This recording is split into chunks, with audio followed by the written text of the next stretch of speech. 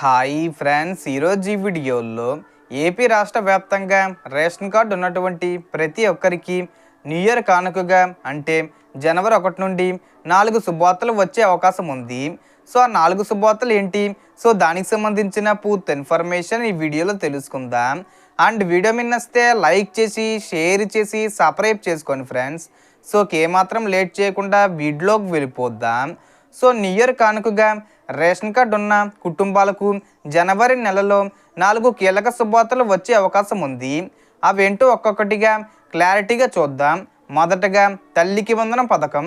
ఈ పథకం కింద 1వ తరగతి నుంచి ఇంటర్ సెకండ్ ఇయర్ వరకు చదువుతున్న ప్రతి విద్యార్థికి సంవత్సరానికి 13,000 రూపాయలు చొప్పున ఇస్తారు.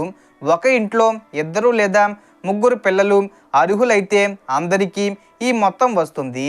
ఇప్పటికే ఈ డబ్బులు విడుదలైనప్పుడు ఆధార్ లింకు సమస్య, బ్యాంక్ అకౌంట్ తప్పులు, స్కూలు బొనఫైడ్ అంటే స్కూల్లో విద్యార్థి చదువుతున్నారు అని ఒక సర్టిఫికెట్ అనమాట, అది లేకపోవడం లాంటి కారణాల వల్ల ఎవరికైనా రాకపోయి ఉంటే వారికి న్యూ ఇయర్ కానుకగా జనవరి 1 నుంచి మళ్ళీ విడుదల చేసే అవకాశం ఉందని సమాచారం. దీనికి రూల్స్ ఏంటంటే విద్యార్థి ఆధారు, తల్లి ఆధారు, బ్యాంక్ అకౌంటు ఆధార్తో లింకే ఉండాలి, రేషన్ కార్డు యాక్టివ్గా ఉండాలి, స్కూలు లేదా కాలేజీల్లో చదువుతున్నట్లు రికార్డు ఉండాలి. రెండో శుభవార్త ఎన్టీఆర్ భరోసా పెన్షన్ల గురించి. ఇప్పటి వరకు 60 సంవత్సరాలు నిండితేనే వృద్ధాప్య పెన్షన్ ఇచ్చేవారు. కానీ ఇప్పుడు 50 సంవత్సరాల వయసు నుంచే పెన్షన్లు ఇస్తామని ప్రభుత్వం చెప్పింది.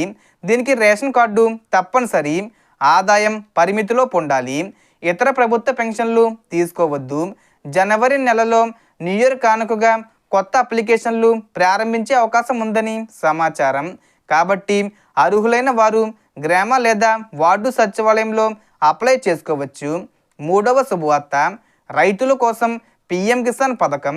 ఈ పథకం కింద 22వ విడతగా 2,000 రూపాయలు జనవరి 1 నుంచి 10వ తేదీ వచ్చేలోపు విడుదలయ్యే అవకాశం ఉంది.